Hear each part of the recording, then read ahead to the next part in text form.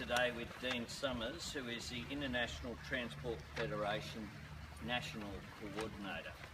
And I'm here in response to the revelations that were shown on the Four Corners program last night. These revelations show the need for us to have a proper examination of what is going on with foreign flagged vessels around our coasts.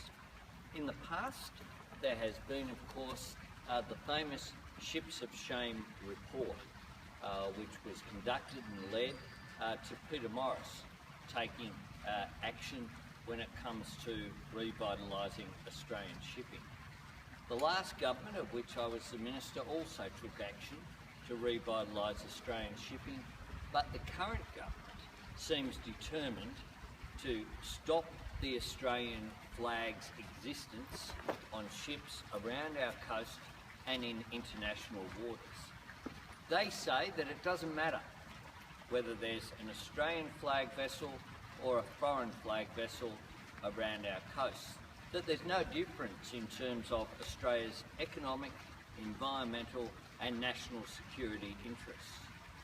I say that is not the case. I say there are real issues regarding foreign flag ships, and there's a need, indeed, as a sovereign nation, there's a responsibility upon us to investigate the circumstances around that. Now, we know as a result of these incidents on the ship, the Sage Sagittarius, a coal freighter operating between Australia and Japan, interestingly not flagged with either the Australian flag or the Japanese flag, but flagged with the Panama flag, these incidents last night are of real concern. Now, I don't prejudge what happened on that vessel. This issue is the subject of an ongoing coronial inquiry, and that is the appropriate place for these particular incidents to be investigated. But what I do know is that it is time for a close look at the operation of foreign flag vessels in Australian waters. The questions that are out there include what checks, if any, are made into the backgrounds of the crew of these vessels.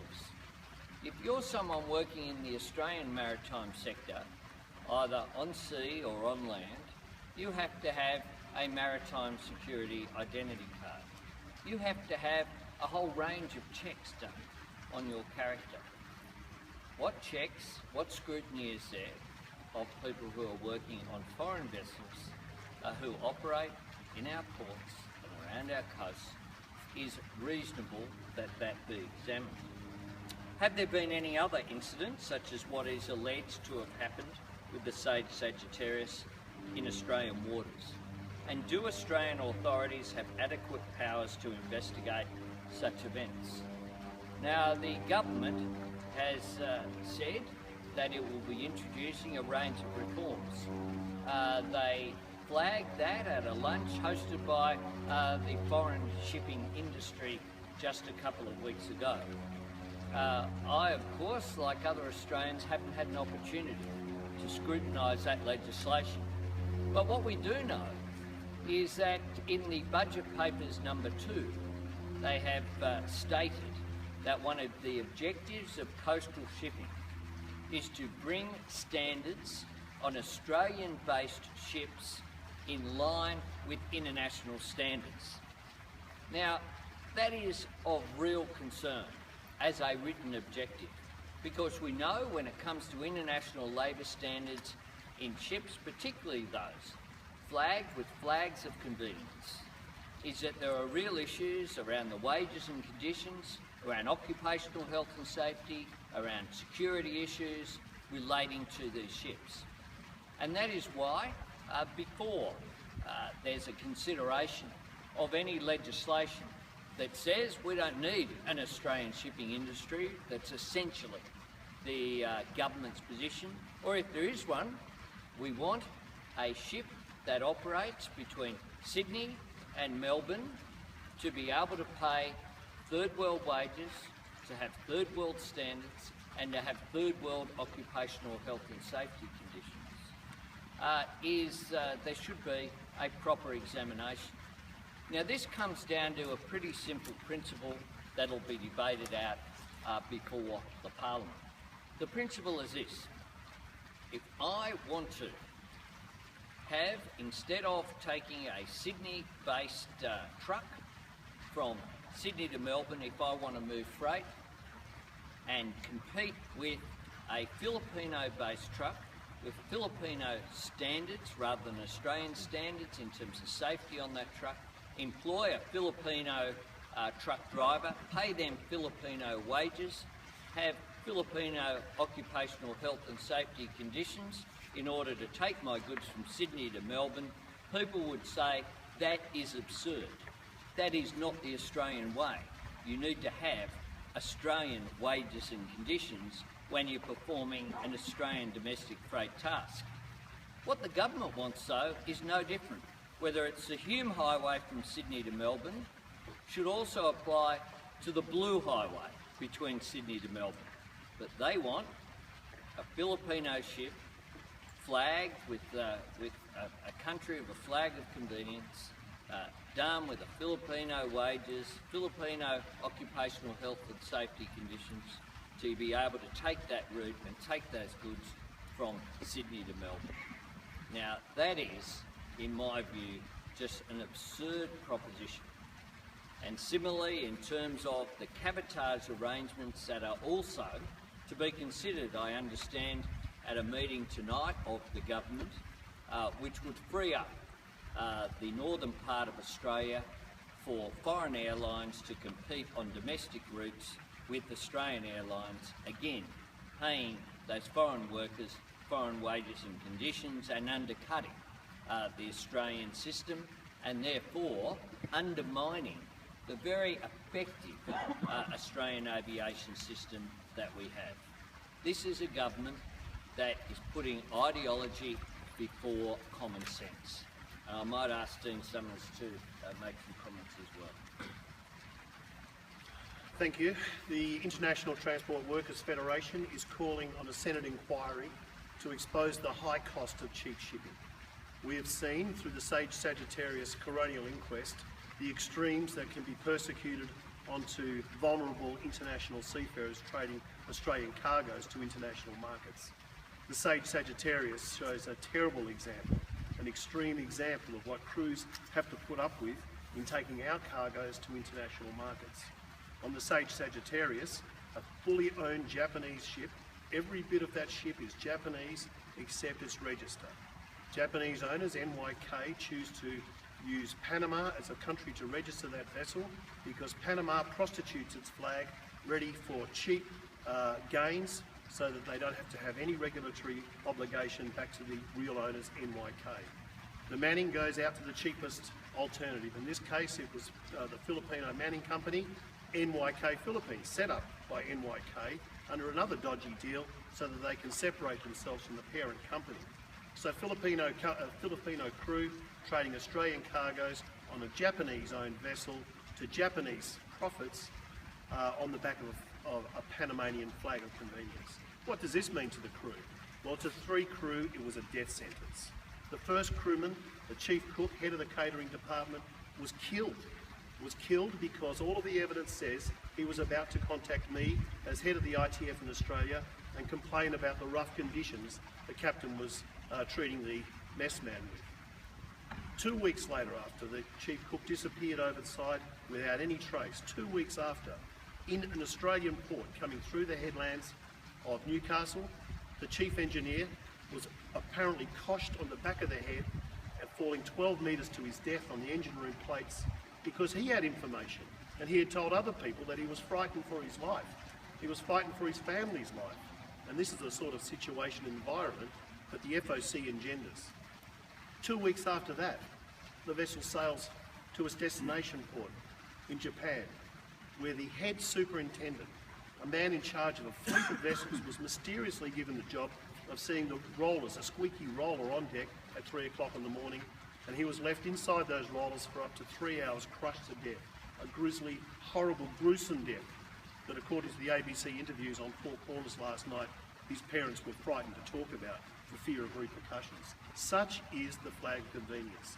Such is the high cost of cheap shipping.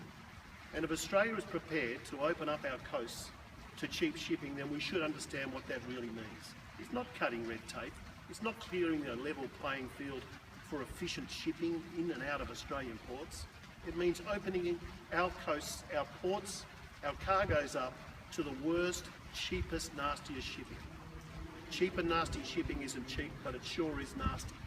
And we've seen that on the Sage Sagittarius, but it's not an isolated case. Certainly, triple murder, triple deaths, unexplained deaths are isolated, thank God, but they're becoming more and more common. More and more seafarers are going missing over the side of ships coming to Australia or leaving Australia with Australian cargoes, unexplained, and we don't have the capacity, the ability, or even the political appetite to investigate these grisly happenings. If we're going to open up our coast, if this federal government wants to lay bare our coast, we have to understand the true cost to our environment. We have to understand the true cost to our national security, because as Anthony has just said, every Australian maritime worker has to go through an extreme high level of background, the highest level of background security checks for any Australian worker, through ASIO, through the federal police, through the state police, through immigration and customs. Every one of our workers must be background security checked to the highest level. But is that the same on flag of convenience? Certainly not. Certainly not. Theirs is the lowest. Theirs is a mere cursory check, an electronic check on a maritime crew visa, which lets whole fleets and whole crews of ships come through under the cursory, almost immediate bounce back given of a maritime security crew visa. These are the dynamics, and we have to understand what that means. In an environment of heightened security alert, we're prepared to open our borders up for a few cheap shots, a few cheap political shots from this federal government. It's not on, it's going to be a high cost, and I don't want to be the one standing by and say we've done nothing to support an Australian industry over a cheap and nasty replacement. Happy to take questions. These three gaps to the economic reform, just cheapening for opportunity. What we have here is a proposal in writing, budget paper number 2. Go and have a look at it. It is there. I was stunned on budget night that it was there in black and white in the most political of budget papers that has been seen in this country. A clear statement saying that Australian-based ships should better align their labour standards with international standards. Now, it is appropriate under those circumstances to draw out exactly what those international standards are. And, I make that point completely. And we need to go into this issue with eyes wide open. If the government's position is that there is no preference at all for Australian shipping ahead of foreign flag vessels, then it's appropriate that the Senate examine exactly what is occurring in terms of foreign flag vessels, what the circumstances are. That would seem to me to be a reasonable response. Anyone who has a look at the Four Corners program last night, I think would be shocked. And I await the coronial inquiry. I've made it very clear I don't preempt that inquiry. It's appropriate it be allowed to run its course. But it's also appropriate at a time when the government is saying Australian shipping should basically be run aground, which is what this policy would do, in favour of foreign ships. What we are seeing here is an Australian shipping industry that worked through a reform process with the Australian shipping industry, with the unions involved, with Treasury, with Finance, with the National Farmers Federation, with Rio Tinto, with all of these bodies on a reform process to have a comprehensive system of reform to revitalise Australian shipping. The government seems to not think that that's important as well, and is going on an ideological crusade, not just on shipping, but also on aviation. Can you just ask quickly on same-sex marriage? Do you welcome that people like Josh Frydenberg and Sarah Henderson have come out in support of it? I do, absolutely. Look, this is a reform whose time has come. And Josh Frydenberg and Sarah Henderson have thought through these issues. I was on Q&A with Josh last night. We talked off camera as well about how he had changed his mind. Politicians should be open to ideas. And what has occurred is that over a period of time, in part because of the respectful way that this reform is being pursued, more and more members of Parliament are declaring their support for marriage equality. I welcome anyone of any political persuasion who is declaring their support. I'd be happy to talk to anyone and try and convince them. Anyone who hasn't yet declared their support for this reform. But that's why in the Parliament last week I said, I know of others who it's their private position say they'll support it if there's a vote in the Parliament. That's why last week I declared that it was my view and my judgment that there was a majority in the House of Representatives and the Senate.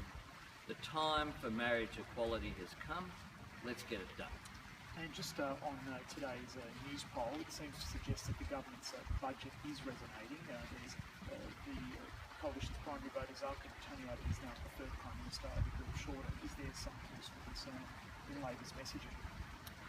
Look, in terms of the polls, I'm yet to see a poll that has anything other than a Labor victory at the next election.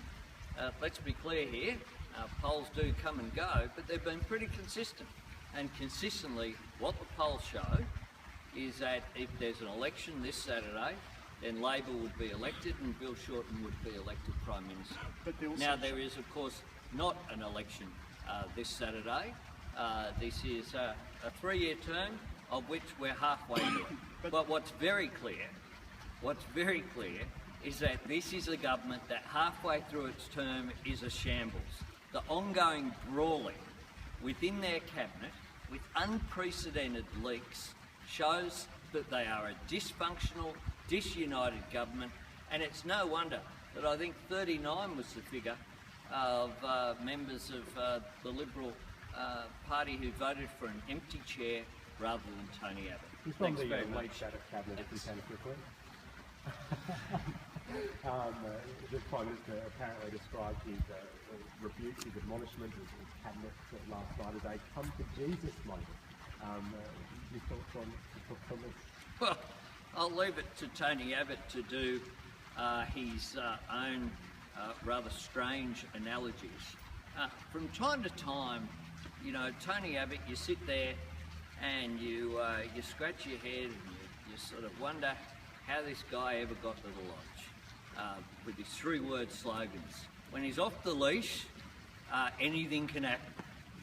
And it's not surprising that the minders of the Prime Minister get very concerned, which is why press conferences are held in Queanbeyan rather than here where members of the press gallery can turn up and question him, which is why the Prime Minister takes his own taxpayer-funded photographer around to take his photo so that they look in the right position. And from time to time, be it that or yesterday in question time, when a question about housing affordability, he said that was about his house and the price of his own home on the lower North Shore of Sydney. I mean, for goodness sake, how out of touch is a Prime Minister who, when asked about housing affordability, when Australians are worried about whether their kids and their grandkids will ever be able to afford a home, answers, I'm glad that prices are going up because I own my home on the lower North Shore of Sydney. This is a Prime Minister who's out of touch, who's out of control of his own cabinet, and it's no wonder that a majority of his colleagues who weren't bound by cabinet solidarity voted for an empty chair rather than him. Thanks very much.